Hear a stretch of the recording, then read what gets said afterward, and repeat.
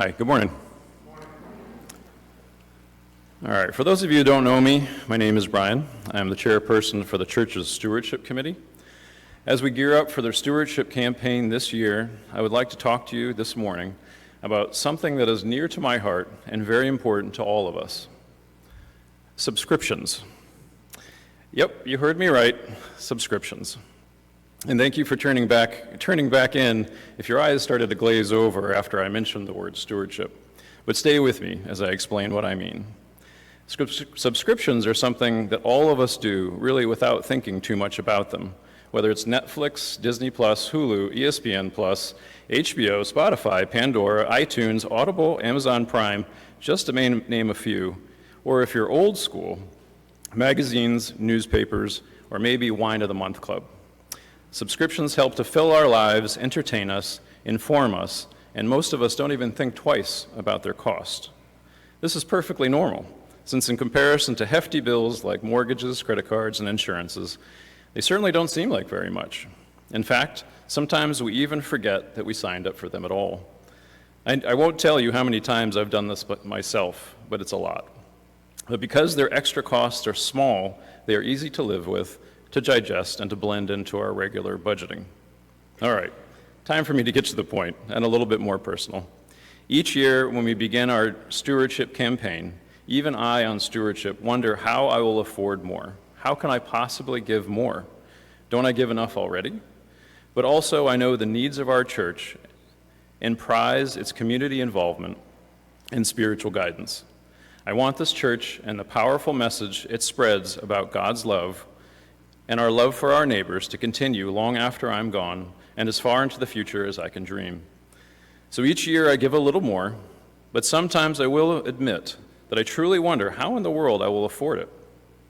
For those of you who don't know my family situation, I have 7 kids combined between me and my wife. 5 of them are driving with near constant car-related needs. 3 of them are in college with lots of tuition bills, and most of them still live at home, which for those of you that know that have teenage kids, adds up to a lot of food. Seriously, ridiculously amounts. But you know the crazy thing? Each year, just like those subscription costs, the extra pledge amount just seems to blend into our household budget. I won't say it does so without notice, or at least not initially, but I will say that after a little while, we hardly see it. All that worry and fretting about our pledge amounts, and in most cases, we didn't end up missing it at all. At those times, we truly feel that God's abundance is ever-giving. I am telling you all of this because as we begin the stewardship campaign, we are, as always, asking you to give a little more.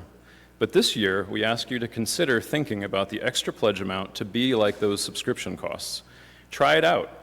Give more and see if you miss it. You can always dial it back and lower your pledge amount later on if it's too much. I am betting that you'll have an experience similar to my own, where after some time, you won't miss it.